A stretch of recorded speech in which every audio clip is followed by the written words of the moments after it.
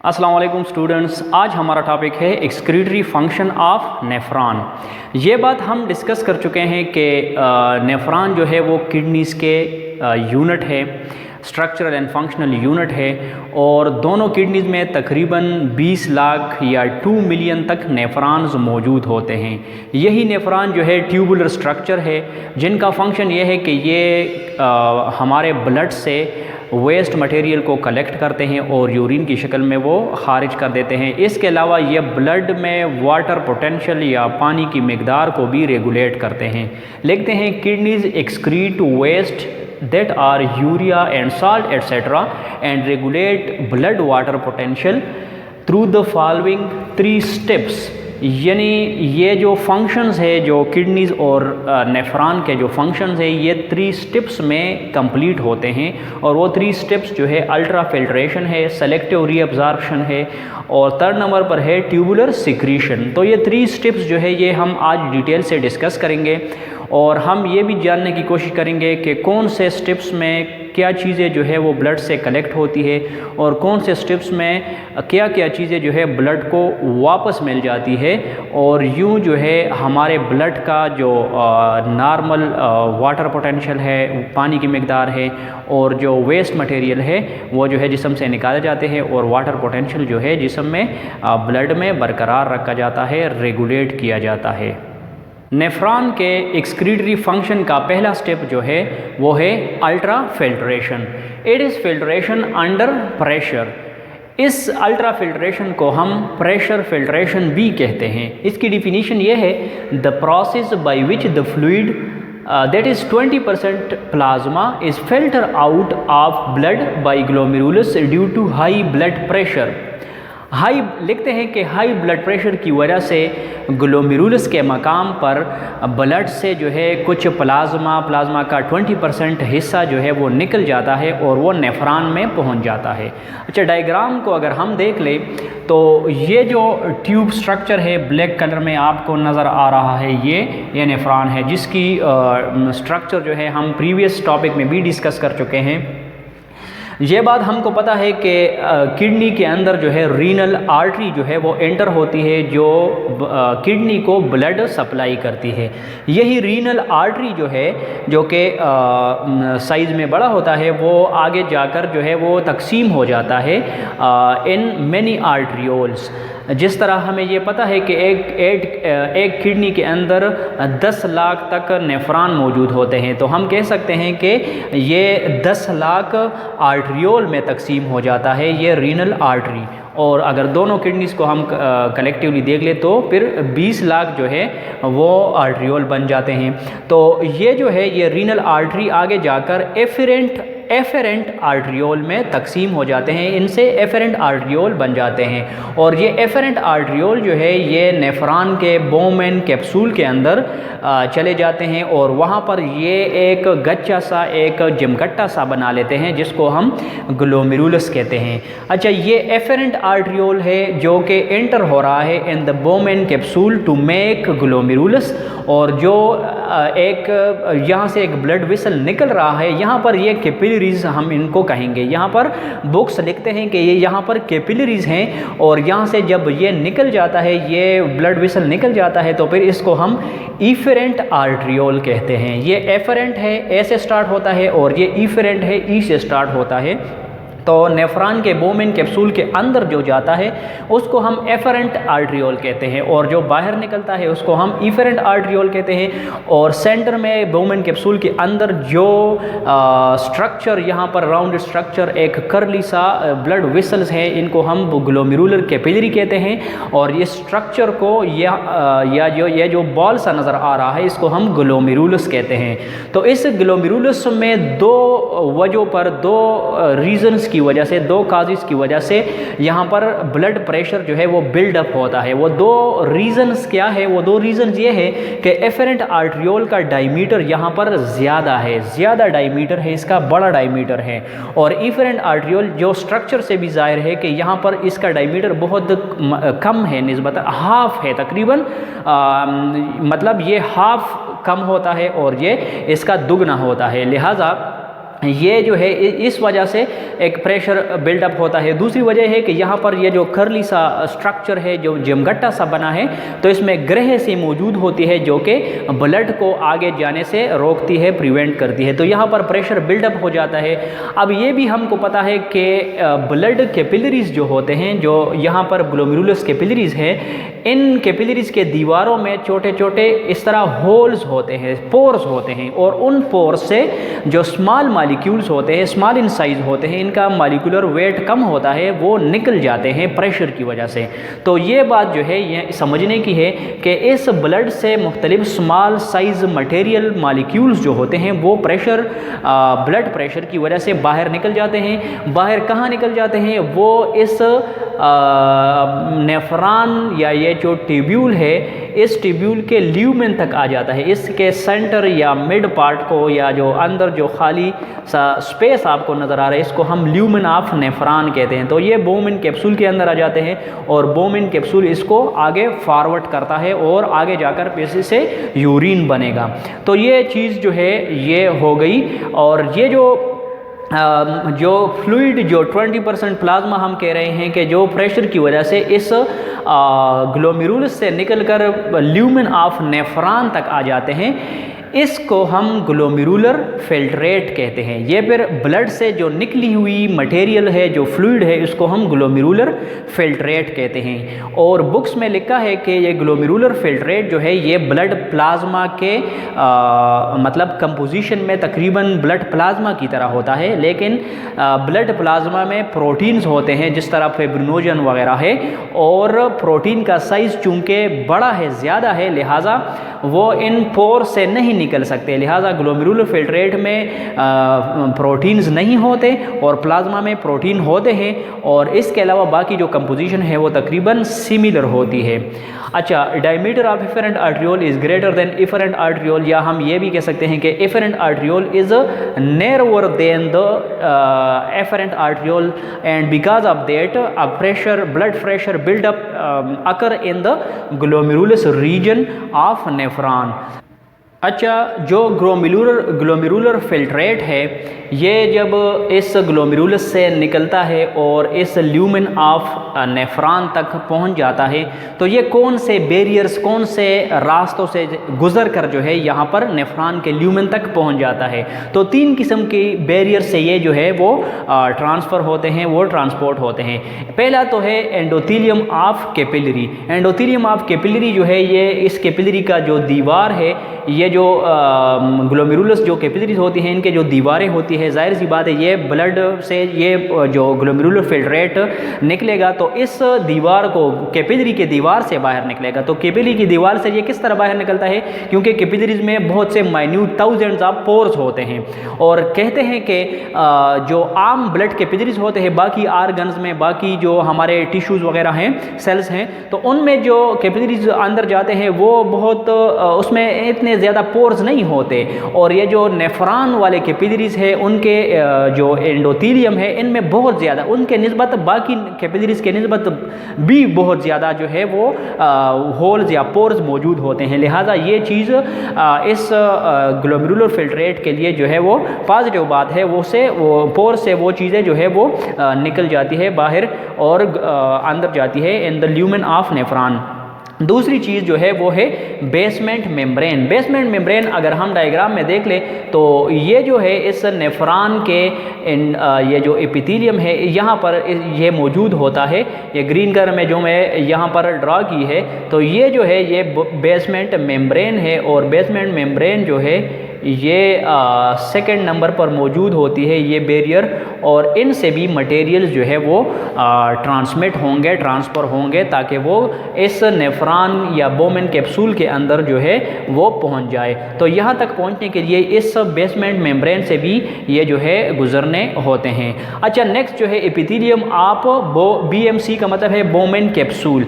Epithelium of Bowman capsule जो है, यानी ये बोमेन कैप्सूल जो है इनके जो दीवारें हैं, ये जो स्ट्रक्चर है ये जिन सेल्स से बना है इनको हम एपिथेलियल सेल्स कहते हैं, और इनका जो स्पेसिफिक नाम है वो है पोडोसाइट्स। यानी ये एपिथेलियम आप बोमेन कैप्सूल जिस चीज़ से बना है इनको हम पोडोसाइट सेल कहते हैं। ये पोडोसाइट सेल से बने होते हैं, और पोडोसाइट्स इनको इसलिए कहा जाता है कि इनके अंदर फिंगर लाइक प्रोजेक्शन होते हैं जो कि मटेरियल्स को कलेक्ट करने में जो है वो हेल्पफुल होते हैं। अच्छा, ये बेसमेंट मेम्ब्रेन जो है ये इंतहाई इम्पॉर्टेंट है।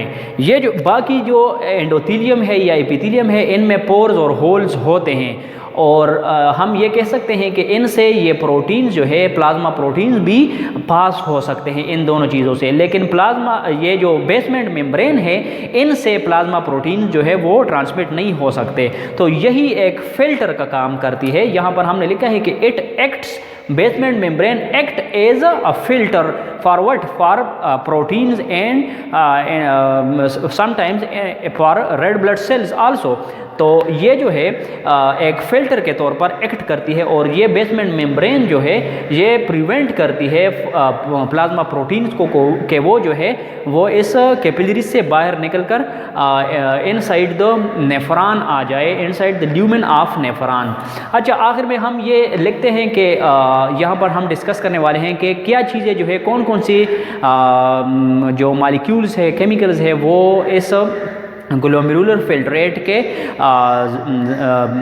बनकर जो है वो नेफ्रॉन तक पहुंच जाते हैं। तो उसमें जो स्मॉल साइज मॉलिक्यूल्स है यानी वाटर है, सोडियम आयन है, पोटाशियम आयन है, क्लोराइड आयन है, ग्लूकोज, यूरिया, विटामिन्स और हार्मोन्स वगैरह जो है ये स्मॉल इन साइज़ है, इनके मॉलिक्यूलर मासेस जो है वो कम है, लिहाजा ये ब्लड से निकलकर ग्लोमेरुलर फिल्ट्रेट की शक्ल में नेफ्रॉन के ल्यूमेन तक पहुँच जाते हैं। जो लार्ज सब्सटेंस है, लार्ज साइज मॉलिक्यूल्स हैं यानी रेड ब्लड सेल है, वाइट ब्लड सेल है और प्लाज्मा प्रोटीन्स है, वो इस बेसमेंट मेम्ब्रेन जो है इसको पास नहीं कर सकते, इसको जो है वो इसके फिल्टर से बाहर नहीं निकल सकते, लिहाजा ये इनसाइड द कैपिलरीज मौजूद होते हैं और आगे जाकर फिर आर्ट्रियोल्स में जो है ये चले जाते हैं और जिस्म के मतलब सर्कुलेटरी सिस्टम या ब्लड में वापस चले जाते हैं।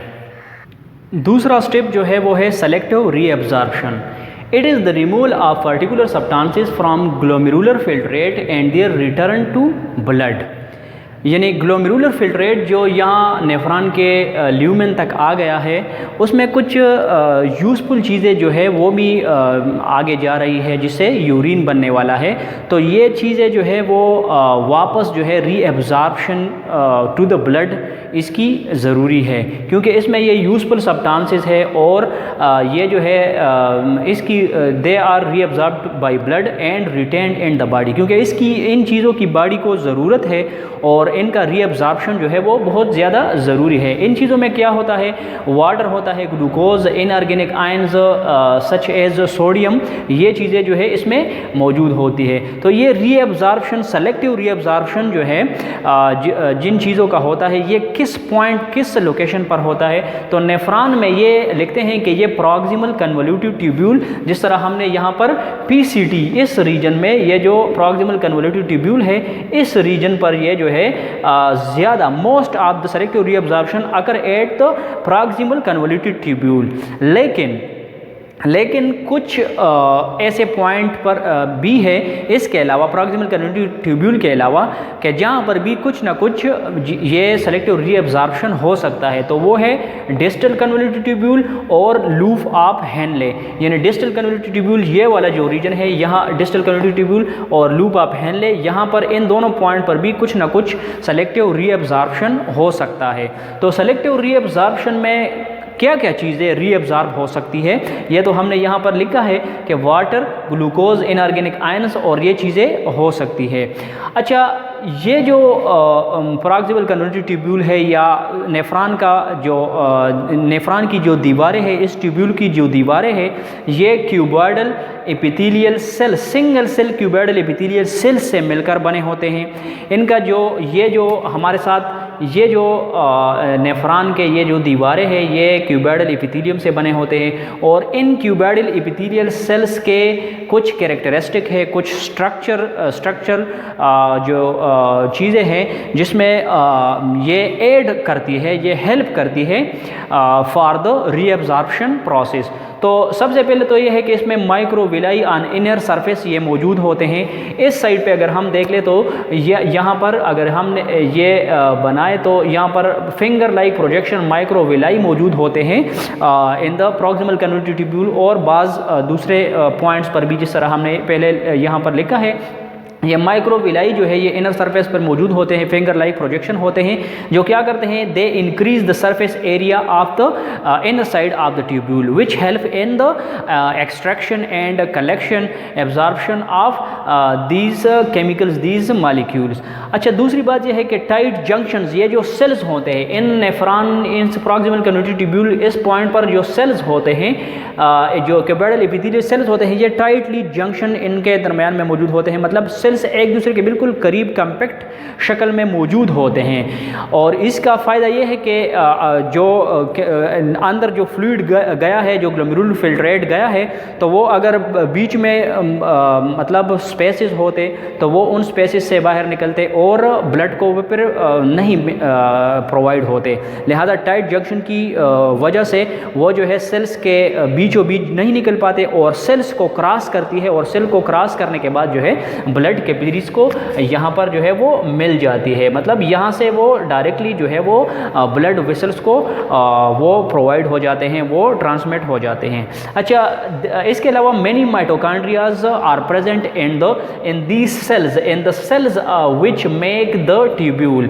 जो सेल्स ट्यूब्यूल के सेल जो स्ट्रक्चर को बनाती है, दीवार को बनाती है, तो उनमें बहुत ज़्यादा यानी ये जो एपिथेलियल सेल्स होते हैं इनमें बहुत से माइटोकॉन्ड्रिया भी मौजूद होते हैं जो एनर्जी प्रोवाइड करती है for the sodium potassium pump proteins.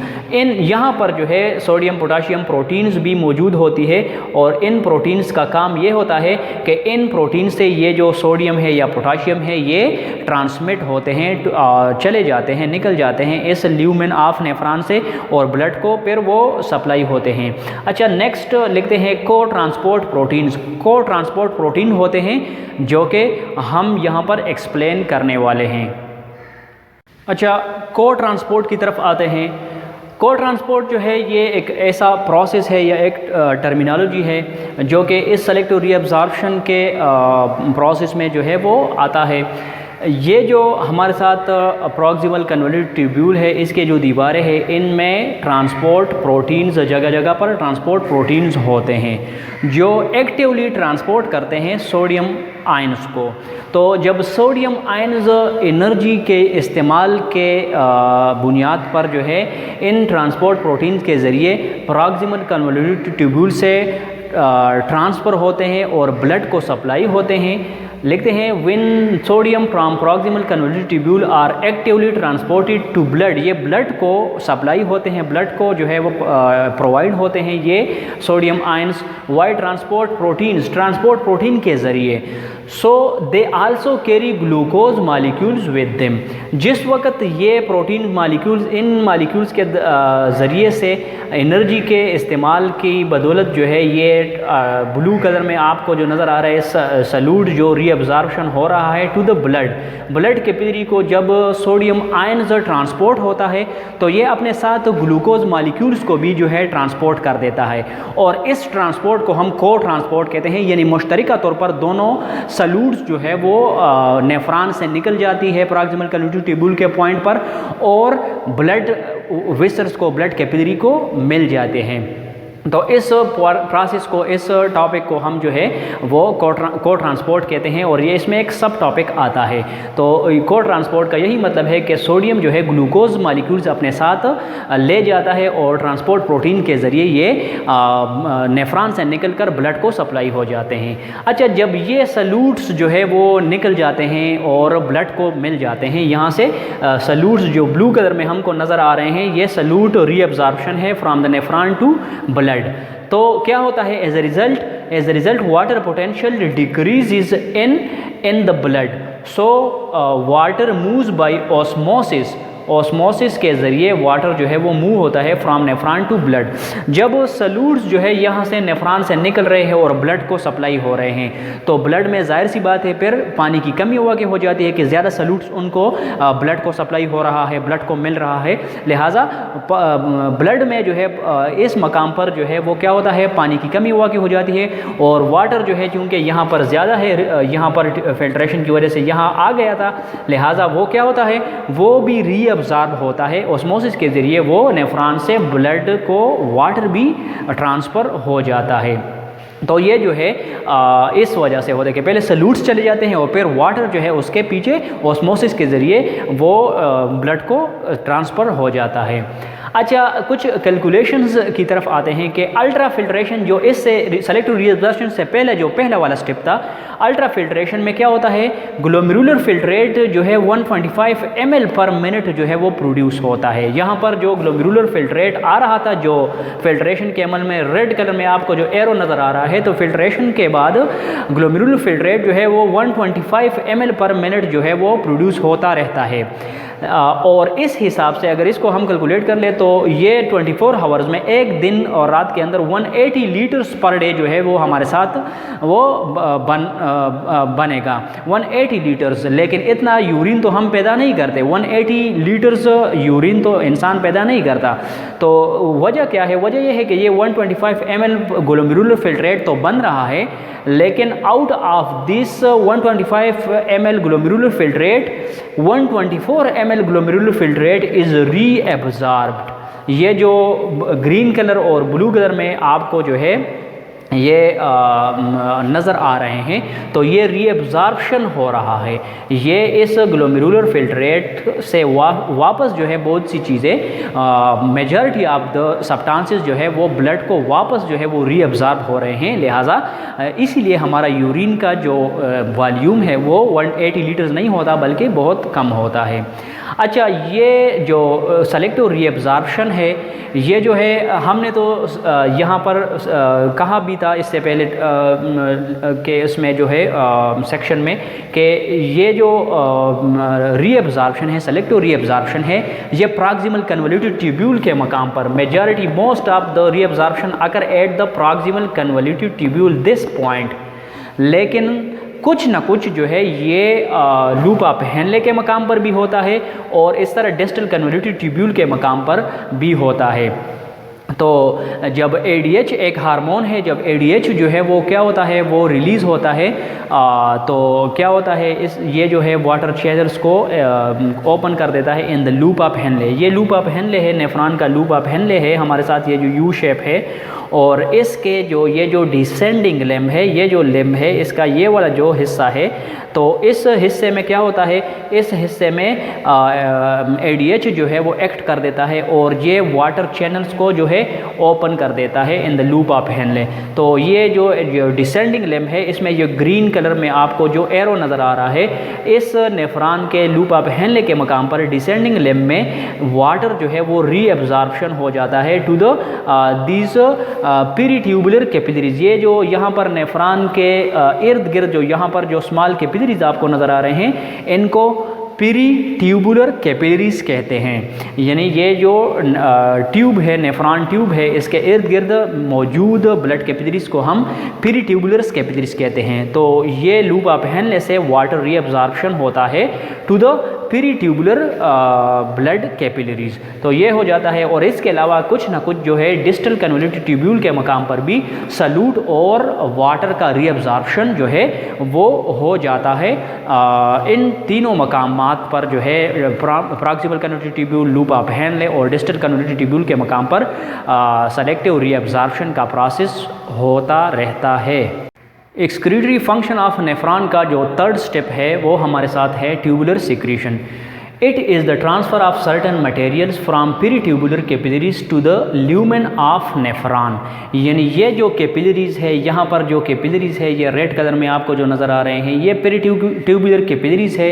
In peritubular capillaries से कुछ मटेरियल्स जो है वो क्या हो जाते हैं, वो ट्रांसफ़र हो जाते हैं टू द यहाँ पर जो सेल्स है, cells of this tube, epithelial cells of this tube, और इन सेल्स से फिर जो है ये सिक्रीट होकर इन द कलेक्टिंग डक्ट में जाते हैं और वहाँ से यूरिन की शक्ल में खारिज किए जाते हैं। तो ये जो है ट्यूबुलर सिक्रीशन का प्रोसेस हो गया। It mainly occurs at DCT distal convolutive tubule and proximal convolutive tubule. ये ज़्यादातर ये जो ट्यूबुलर सिक्रीशन है डिस्टल कन्वोल्यूटिव ट्यूब्यूल या प्रॉक्सिमल कन्वोल्यूटिव ट्यूब्यूल के पॉइंट पर के मकाम पर होता है। अच्छा, इस ट्यूबुलर सिक्रीशन का मकसद ये है कि एक्सेस और कुछ टॉक्सिक मटेरियल, या एक्सेस में है कुछ चीज़ें इजाफी है या टॉक्सिक है, वो मतलब हमारे जिस्म के लिए मुज़र है, वो हमारे जिस्म के सेल्स को नुकसान पहुंचा रहे हैं, लिहाजा उन चीज़ों को रिमूव किया जाता है।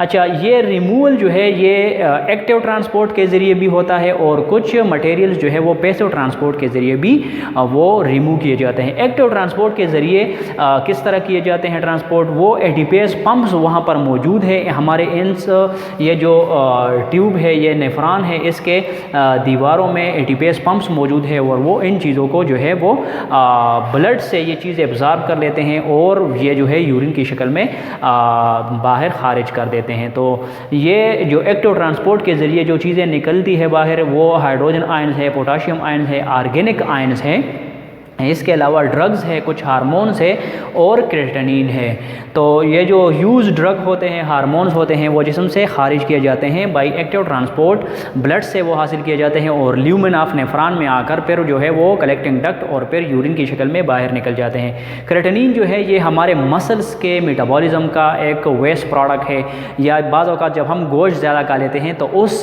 गोश्त के खाने से जो है वो जो वेस्ट प्रोडक्ट हासिल होता है उसमें भी क्रेटिनिन कुछ ना कुछ मिकदार में मौजूद होता है। तो ये क्रेटिनिन भी वेस्ट प्रोडक्ट है और ये भी यूरिन की शक्ल में हम ट्यूबुलर सिक्रीशन के ज़रिए बाहर निकालते हैं। अच्छा, पैसिव ट्रांसपोर्ट के ज़रिए भी यूरिया और अमोनिया अगर कुछ ना कुछ फिर भी ब्लड में बाकी रहा हो, मौजूद हो, तो वो यूरिया और अमोनिया जो है वो to the lumen of nephron को जो है वो सिक्रीट हो जाता है और ये फिर हम बाहर जिस्म से निकाल देते हैं। पर जो हमने डिस्कस किया कि यहाँ पर हाइड्रोजन आयन्स भी हम निकालते हैं बाई एक्टिव ट्रांसपोर्ट, तो ये जो है ये हाइड्रोजन आयन जो है ये इंतहाई अहम है, बहुत ज़रूरी है इसका बाहर निकालना, क्योंकि हमारे जिस्म में जो इजाफी हाइड्रोजन आयन्स बनते हैं वो जो है they are secreted by the tubule cells and expelled in urine to maintain normal blood pH। Normal blood pH को बरकरार रखने के लिए जो है ये हाइड्रोजन आयन्स का निकालना बहुत ज़्यादा ज़रूरी है। क्यों? क्योंकि जब हमारे जिस्म में हाइड्रोजन आयन्स की मिकदार या पोटेंशियल ज़्यादा हो जाता है तो हमारे ब्लड की एसिडिटी इंक्रीज़ हो जाती है और ब्लड की एसिडिटी इंक्रीज़ होना जो है वो बहुत ख़तरनाक है। लिहाजा ये इजाफी जो आयन्स हैं ये हम यूरिन को प्रोवाइड कर देते हैं, सप्लाई कर देते हैं और यूरिन जो है इसको बाहर निकाल देता है। तो हमारे ब्लड का जो नॉर्मल pH है वो 7.35 से 7.45 है और यूरिन का जो pH है वो 6 है। मतलब जितनी हाइड्रोजन आयन कंसनट्रेशन ज़्यादा होगी pH इतना ज़्यादा कम होगा, लिहाजा pH का कम होना जो है वो एसिडिटी का इजाफा कहलाता है। लिहाजा ब्लड का pH जो है वो 7.35 से 7.45 के दरमियान में हम बरकरार रखते हैं और जो इजाफी जो एसिडिटी है वो या हाइड्रोजन आयन्स हैं वो हम यूरिन को सप्लाई कर देते हैं, प्रोवाइड कर देते हैं और इसीलिए यूरिन की pH जो है वो कम है, यानी एसिडिटी उसका ज़्यादा है निस्बतन हमारे ब्लड के। अच्छा, ये जो हमने 3 स्टेप्स यानी अल्ट्रा फिल्ट्रेशन, रीअब्जॉर्प्शन और सेलेक्टिव रीअब्जॉर्प्शन और इसी तरह ट्यूबुलर सिक्रीशन 3 स्टेप्स हमने पढ़े, यानी फिल्ट्रेशन, रीअब्जॉर्प्शन और सिक्रीशन। तो ये हम इस डायग्राम से भी जो है समझ सकते हैं आसानी से।